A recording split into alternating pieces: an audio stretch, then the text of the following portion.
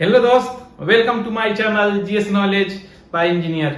मैं Chandrabhushan Kumar, electrical engineer, railway.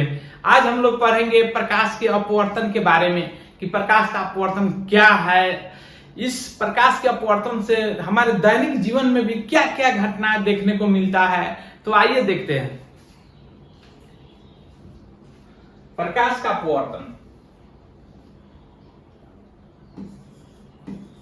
प्रकाश का अपवर्तन, रिफ्रैक्शन ऑफ लाइट इसको बोला जाता है। अपवर्तन मतलब होता है कि पार कर जाना। अपवर्तन माने पार कर जाना, ठीक। यानी कि जब प्रकाश एक माध्यम से दूसरे माध्यम में जाती है तो अपने दिशा में परिवर्तित कर लेती है, यानी कि उसके दिशा में परिवर्तित हो जाता है, उसका दिशा भटक जाता है। उसी दिशा के भटकाव को प्रकाश के अपवर्तन कहते हैं, ठीक है ना। तो देखते हैं, सबसे पहले ये हम लोग देख लेते हैं कि प्रकाश के अपवर्तन के कारण गैस में क्या प्रभाव इसका प्रभाव देखने को मिलता है, यानी कि घटना देखने को मिलता है। द्रव में क्या घटना देखने को मिलता है और ठोस में क्या घटना देखने को मिलता है, उसके बाद फिर आएंगे इस पे। तो देखिए, हम लोग जानते हैं कि अभी भी हम आपको देख रहे हैं या आप हमको देख रहे हैं, कोई किसी को देख रहा है, उसके बीच एयर होता है, ठीक। मेरे और बोर्ड के बीच भी ये क्या है, एयर है, ठीक ना। तो एयर है। तो पहले देख लेते हैं एयर में जो प्रकाश के अपवर्तन के कारण क्या क्या घटना होती है उसके बारे में देख लेते हैं। तो सबसे पहले गैस में देख लेते हैं प्रकाश के अपवर्तन के कारण क्या क्या घटना होती है। तो एक में देख लीजिए आप, सूर्यास्त तो हो जाता है फिर भी ऊपर दिखाई देता है सूरज, ठीक ना। वो कैसे दिखाई देता है, जैसे देख सकते हैं यहां पे देखिए आप, ये सूरज डूब चुका है, ठीक। फिर भी ये क्या दिखाई दे रहा है, लग रहा है कि सूरज अभी डूबा नहीं है, डूब रहा है। लेकिन इस ऐसा सूरज को देखिएगा आप, इसको अगर आप देखिएगा तो ये पता चलेगा क्या कि डूब गया है, लेकिन जो है डूब जाता है, लेकिन क्या आपको ऊपर ही दिखाई दे रहा है। यह किसके कारण ऊपर दिखाई दे रहा है, प्रकाश के अपवर्तन के कारण। यही बोले इसका जो लाल कलर होता है वो प्रकाश के प्रकीर्णन के कारण दिखाई देता है, लेकिन डूब गया रहता है सूरज, लेकिन दिखाई देता है, फिर भी ऊपर दिखाई देता है क्योंकि ऊपर उठ जाता है, ठीक ना। तो वो किसके कारण, अपवर्तन के कारण। बात आया समझ में। इस सूरज को देखिएगा आप, आंख से देखिएगा इसको, तो आंख में आपका जलन नहीं होगा क्योंकि वो वास्तविक उसका पोजीशन रहबे नहीं करेगा, वो सूरज तो रहबे नहीं करेगा। वो तो दिखता है कि हाँ ऊपर है, लेकिन असलियत में डूब गया रहा। सूरज डूब गया रहता फिर भी दिखाई देता है, तो वो किसके कारण, प्रकाश के अपवर्तन के कारण। वही सूरज डूबते समय लाल या उगते समय लाल दिखाई देता है, किसके कारण, वो प्रकाश के प्रकीर्णन के कारण। लेकिन सूरज डूब गया रहता है फिर भी कुछ समय तक दिखाई देता है कि डूबा नहीं है, वो किसके कारण, प्रकाश के अपवर्तन के कारण।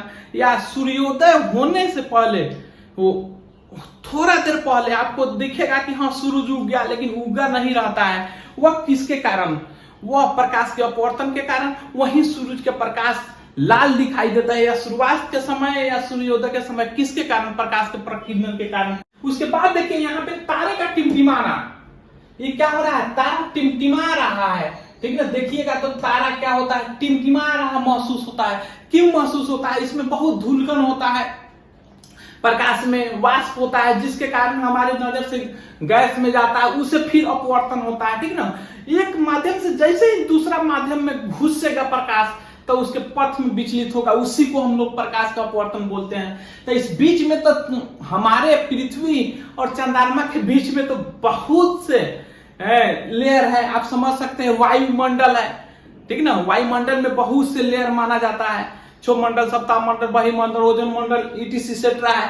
तो बहुत बार प्रकाश का अपवर्तन होता है, जिसके कारण कि प्रकाश तारा क्या होता है, एक ही जगह रहता है, लेकिन हम लोग को लगता है कि टिमटिमा रहा है। तो तारा का टिमटिमाना की क्या हो जाता है, प्रकाश के अपवर्तन के कारण, ठीक ना।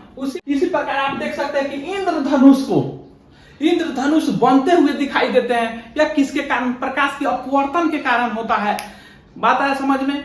क्यों होता है हम अभी देखेंगे, लेकिन अभी जानिए कि प्रकाश के अपवर्तन के कारण क्या होता है, इंद्रधनुष होता है। इंद्रधनुष जो बनता है वो प्रकाश के अपवर्तन के कारण। इंद्रधनुष ये बात जान जाइए हमेशा सूर्य के विपरीत दिशा में बनता है। अगर सूर्य सपोज करिए पूर्व में है तो ये क्या बनेगा, पश्चिम में बनेगा। बात है समझ में। यही सूरज के जब डूबते समय क्या होता है, पश्चिम में सूरज चला जाता है, ठीक ना, तो ये क्या बनेगा, पूर्व में इंद्रधनुष बनेगा। अगर सूरज सब समान रहेगा दोपहर के समय देखिएगा तो इंद्रधनुष नहीं बनेगा। ये दोपहर के समय नहीं बनेगा, या शाम के समय बनेगा या सुबह के समय बनेगा, और अधिकांशतः बारिश के समय इंद्रधनुष बनेगा। बात आया समझ में। सूरज सामने रहेगा तो नहीं बनेगा, इंद्रधनुष नहीं बनेगा। पूर्व साइड में रहेगा तो इंद्रधनुष पश्चिम बनेगा, और पश्चिम साइड में रहेगा तो इंद्रधनुष पूर्व बनेगा। यानी कि सूरज के साथ अपोजिट विपरीत दिशा में बनता है। इंद्रधनुष दो प्रकार की होती है, एक प्राकृतिक इंद्रधनुष और दूसरा आपका द्वितीय इंद्रधनुष। इंद्रधनुष में आप जानते हैं कि सूरज के प्रकाश में 7 रंग होता है। उसमें जब प्रिज्म का काम, प्रिज्म से गुजारा जाता है तो 7 रंग में बदल जाती है। सबसे ऊपर होता है लाल कलर, ठीक ना, जैसे ही सबसे ऊपर देख रहे हैं यहाँ पे ऐसे दिखता है। जब ऊपर लाल कलर और नीचे बैगनी कलर हो जाए तो वो प्रकृति होता है, प्राकृतिक इंद्रधनुष। वहीं ऊपर हो जाए आपका बैगनी कलर और नीचा हो जाए लाल कलर, जो देख रहे हैं यहाँ पे, ये द्वितीय सेकेंडरी इंद्रधनुष होता है, ये प्राइमरी इंद्रधनुष होता है। बात आया समझ में। ये इंद्रधनुष किसके लिए, किसके कारण बनता है, तो ये बनता है आपका प्रकाश के अपवर्तन के कारण।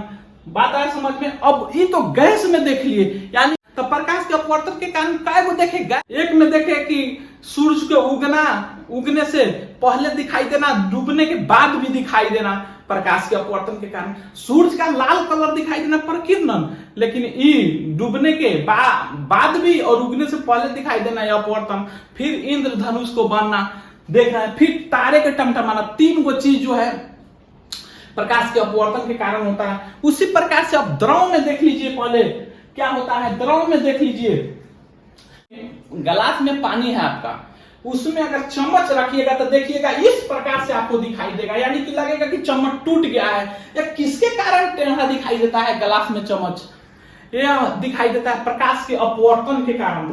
ठीक, तो ये पानी द्रव वाला में इफेक्ट बता रहे हैं प्रकाश के अपवर्तन का। एक तो हो गया चम्मच का टेढ़ा दिखाई देना। दूसरा हो गया अगर गिलास में सिक्का रख दिए हैं आप, ठीक है ना, कॉइन रख दिए तो ऊंच पे दिखाई देता है, उठा हुआ दिखाई देता है। जिस प्रकार से सूरज के प्रकाश डूब भी जाता है फिर भी उठा हुआ दिखाई देता है, या नहीं उगा रहता है फिर भी उठा हुआ दिखाई दे रहा था कि उग गया है। उसी प्रकार से ये भी देखिएगा, तो सिक्का रख दीजिए गिलास में तो ऊपर उठाई देता है। उसको तपिए या मारने की कोशिश करिए, आपको अलग जगह दिखाई देता नहीं लगेगा, ठीक है ना। उसी प्रकार से मछली को देखिए, तालाब में मछली को देखते हुए तैरते हुए, तो वो आपको लगेगा कि ऊपर तैर रहा है, लेकिन ऊपर में वास्तविक उसका गहराई होता नहीं है। बात आया समझ में। वो गहरा में रहता है लेकिन आपको ऊपर दिखाई देता है। यह किसके कारण होता है, यह प्रवर्तन के कारण होता है। बात आया समझ में। उसी प्रकार से कभी कभी आप जाते होइएगा नदी वदी के पास, तो पानी बहुत साफ रहता होगा, ठीक ना, तो उसको देखिएगा तो लगेगा कि गहराई तक पानी नहीं है, लेकिन उसमें पैर रखिए, वो ये भी हो सकता है कि आप भी डूब सकते हैं, इतना गहरा होता है। फिर भी वो लगता है कि ऊपर है। क्यों लगता है कि ज्यादा गहराई नहीं, यानी कि वास्तविक गहराई आपको दिखाई नहीं देता है। किसके कारण, प्रकाश के अपवर्तन के कारण। द्रव में क्या क्या अपवर्तन की घटना होता है। एक में किसी भी छड़ी को पानी में टेढ़ा दिखाई देना, कोई भी चीज है पानी के अंदर उसका वास्तविक गहराई नहीं दिखाई देगा, उठा हुआ दिखाई देगा। वो किसके कारण होता है, प्रकाश के अपवर्तन के कारण, ठीक ना। उसी प्रकार से ठोस में भी देख लीजिए। ठोस में होता है कि जैसे कि लेंस में देख रहे हैं, कोई अगर थोड़ा सा पावर इधर उधर हो जाए, ठीक ना, ऐसे जनरल लाइफ के सवाल है, तो चश्मा दूसरे, अगर आपका आंख नॉर्मल है, वो चश्मा पहन लीजिए पावर वाला, तो लगेगा ऊपर नीचा, ठीक ना। वो नीचा जो धरती पर के चीज रहेगा वो ऊपर लगेगा। क्यों लगेगा, वो प्रकाश के अपवर्तन के कारण। ग्लास में जो लेंस तो ठोस है फिर भी आपको उठा हुआ लगेगा। क्यों लगेगा, वो ग्लास में अपवर्तन के कारण ऐसा लगता है। अगर दूर की भी वस्तु होगा तो देखते होंगे कैमरा से ले लेता है, क्यों ले लेता है, नजदीक दिखाई देगा, क्यों दिखाई, लेकिन असलियत में वो नजदीक में नहीं होता है, लेकिन फिर भी उसको जूम करिएगा तो आपको नजदीक में दिखाई देगा। क्यों वो होता है? वो प्रकाश के अपवर्तन के कारण होता है। तो आज में देखिए गैस में प्रकाश के इफेक्ट क्या रहा। एक में क्या, इंद्रधनुष का बनना, इंद्र धनुष का बनना, ठीक ना। दूसरा में क्या हो गया आपका, सूर्योदय या सूर्यास्त के बाद भी, सूर्योदय के बाद दिखाई देना, सूर्योदय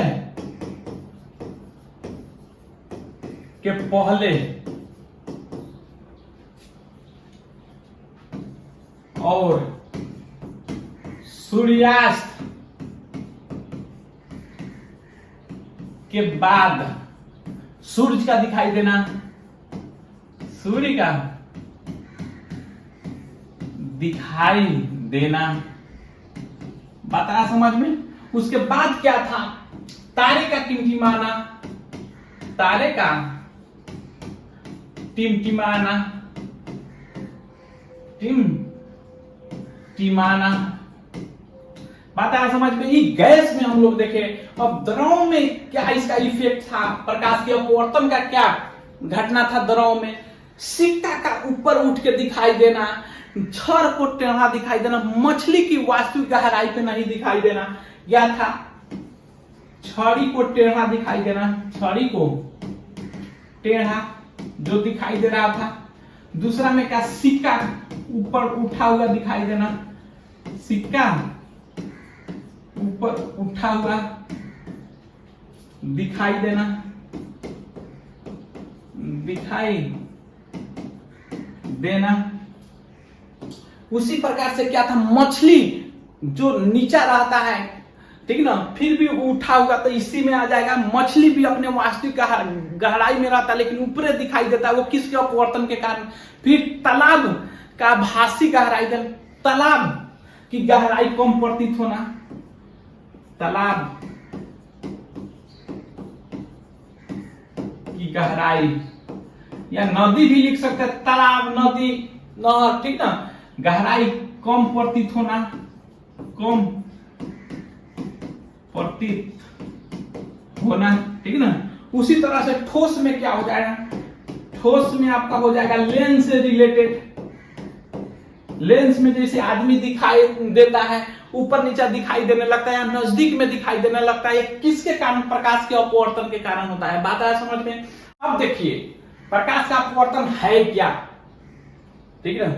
प्रकाश का अपवर्तन, जब प्रकाश एक माध्यम से दूसरी माध्यम में जाती है तो उसके दिशा में परिवर्तित होता है, उसी परिवर्तन को प्रकाश के अपवर्तन कहते हैं, ठीक। उसी को क्या कहते हैं, प्रकाश के अपवर्तन कहते हैं। जैसे देख सकते हैं यहाँ पे, ठीक ना, एक प्रकाश आ रही है, ठीक है, एक माध्यम में। हमेशा ही दो प्रकाश के अपवर्तन के कांड हमेशा दो माध्यम में होगा, ठीक, एक माध्यम में नहीं। समान माध्यम में जाएगा तो कभी मुड़बे नहीं करेगा। आज प्रकाश की दिशा पथ बदलने को ही, यानी कि प्रकाश जब मुड़ता है तभी उसी को ही हम लोग अपवर्तन कहते हैं। तो एक माध्यम में रहेगा तो नहीं मुड़ पाएगा, वो जैसे चलेगा सीधा। आप तो जानते हैं कि प्रकाश सीधी रेखा में गमन करता है, वो गमन करते रह जाएगा। लेकिन जैसे ही वो विरल हो जाए, सघन हो, तो दूसरा माध्यम आएगा तभी ही मुड़ेगा, ठीक ना। तो दो माध्यम में होता है, कम से कम दो माध्यम में, दो माध्यम से अधिक भी हो सकता है। जब प्रकाश की किरण, आपतित किरण आ रही है तो देख रहे हैं, दूसरा माध्यम में जाने पे ये आप मान लीजिए विरल वायु मान लीजिए, या पानी मान लीजिए, या शीशा मान सकते हैं। जैसे ही प्रकाश की किरण आ रही है, ठीक ना, ये तल से टकरा रही है तो अंदर में पानी में जा रही है तो मुड़ जा रही है, यानी कि इसका पथ जाना चाहिए ऐसे। जाना कैसे चाहिए, इसको ऐसे जाना चाहिए था, लेकिन अपने पथ से मुड़ गया। इसी पथ को मुड़ा को क्या बोलते हैं, प्रकाश के अपवर्तन।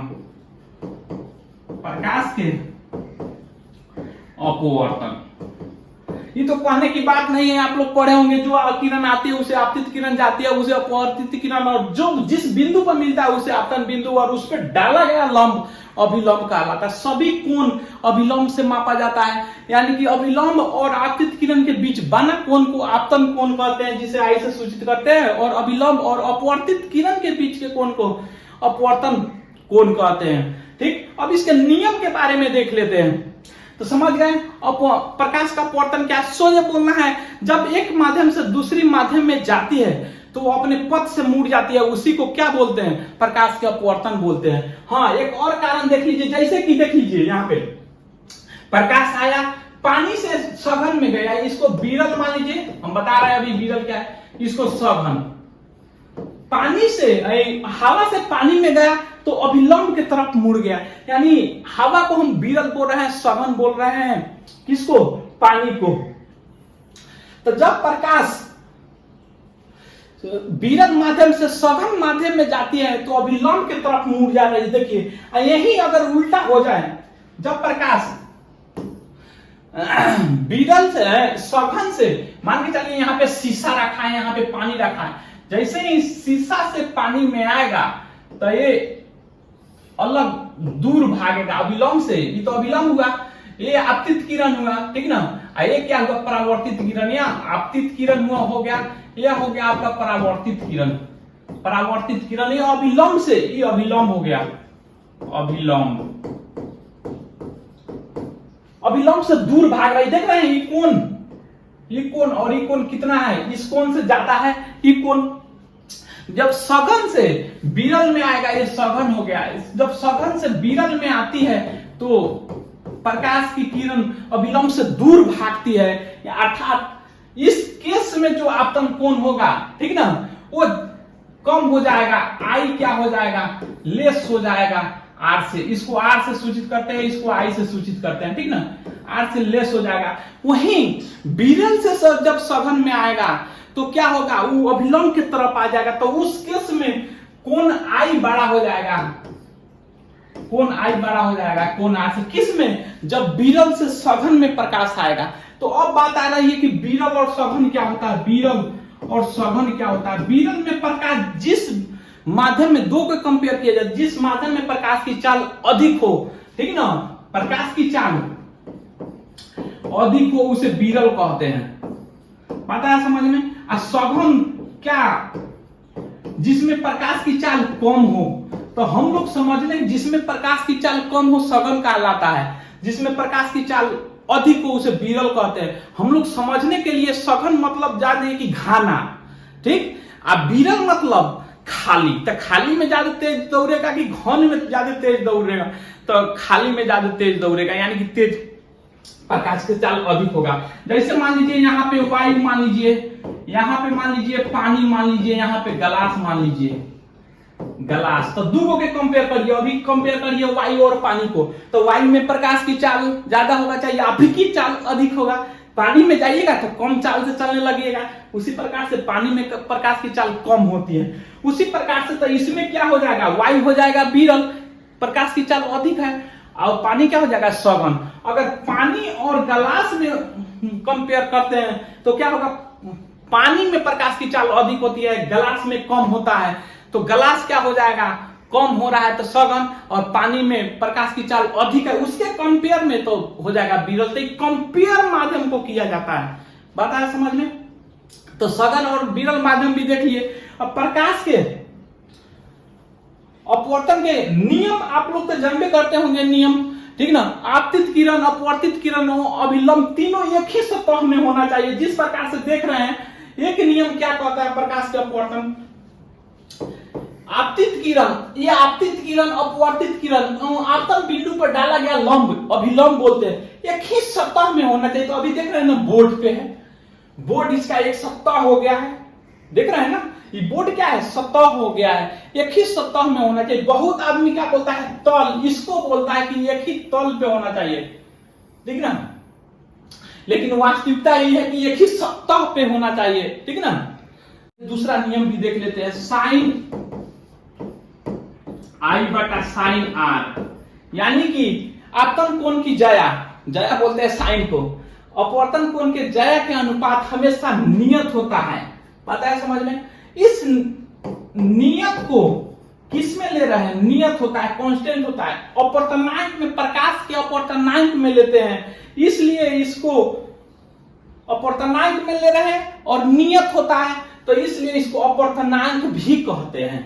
तो अपवर्तनांक क्यों कहते हैं, पहले इसको देख लीजिए, यह नियत होता है, इसे म्यू से सूचित करते हैं, ठीक, इसी को स्नेल का नियम कहते हैं। स्नेल का नियम, स्नेल का नियम कहते हैं। बात है समझ में? स्नेल का नियम क्या कहता है?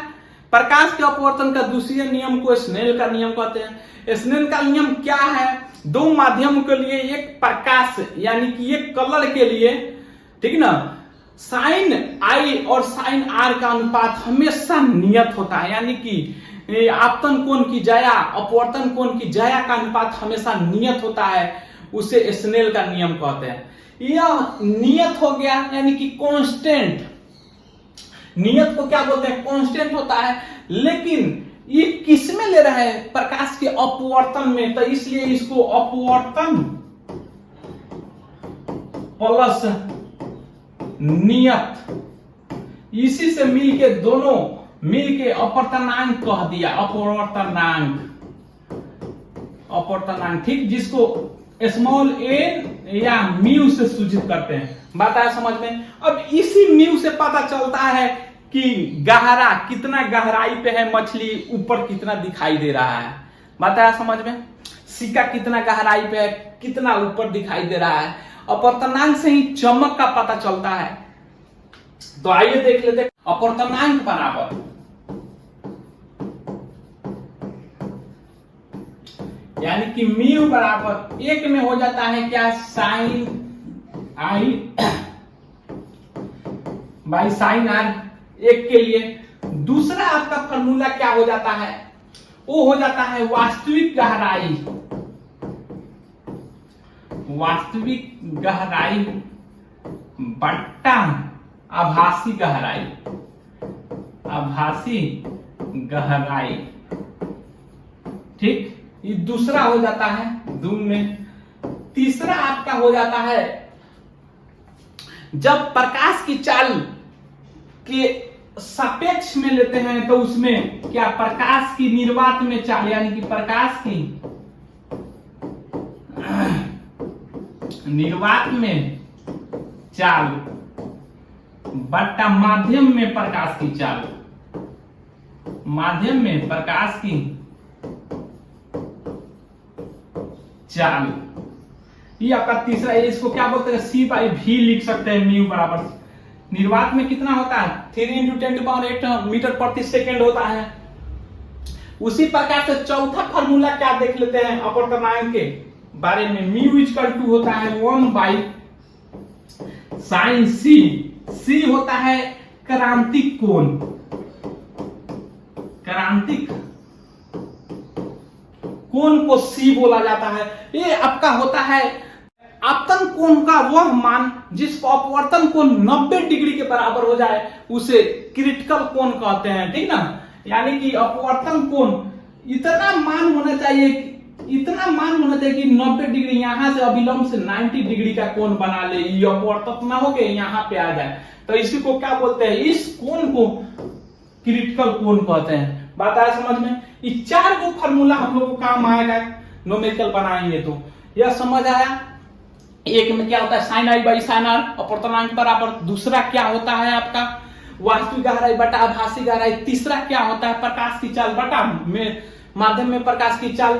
चौथा क्या होता है? 1 अपॉन यानी कि 1 बटा साइन सी, जहां साइन सी क्या है? क्रांतिक कोण है। अब देख लेते हैं कुछ माध्यम का अपवर्तनांक। अपवर्तनांक डायरेक्टली प्रोपोर्शनल टू द चमक होता है, चमक। इनवर्सली प्रोपोर्शनल टू द चाल होता है, यानी कि जिसका अपवर्तनांक ज्यादा तो चमक ज्यादा, और उसमें प्रकाश की चाल कम। जैसे हीरा का देख लीजिए, हीरा डायमंड नाम 2.4 होता है, इसका अपवर्तनांक ज्यादा होता है इसलिए चमकता ज्यादा है, लेकिन इसमें प्रकाश की चाल बहुत कम होती है। उसी प्रकार से देख लीजिए आप शीशा में, देख लीजिए शीशा, शीशा भी चमकता है, ठीक ना। इसका आपका होता है 1.5 होता है, इसमें इससे प्रकाश इससे कम है अपवर्तनांक, यानी कि चमकता कम है, लेकिन हीरा से ज्यादा प्रकाश की चाल शीशा में होता है। उसी प्रकार से आप पानी देख सकते हैं, पानी का होता है 1.33, इससे कम है, यानी कि पानी शीशा से कम चमकता है, लेकिन प्रकाश की चाल इसमें ज्यादा होता है। उसी प्रकार से 4 में देख लीजिए, हवा को देख लीजिए, हवा में क्या है, हवा का 1.008 होता है अपवर्तनांक, ठीक है ना। ये क्या है, म्यू का वैल्यू अपवर्तनांक। ये पानी से भी कम है, लेकिन क्या होता है, चमक पानी से कम होगा, लेकिन वही प्रकाश की चाल हवा में अधिक होगा, ये सबसे अधिक होगा। आशा करते हैं कि जो भी पढ़ाया आप लोग को समझ आया होगा। अगर समझ आया होगा तो शेयर करिए, लाइक करिए, कमेंट करिए।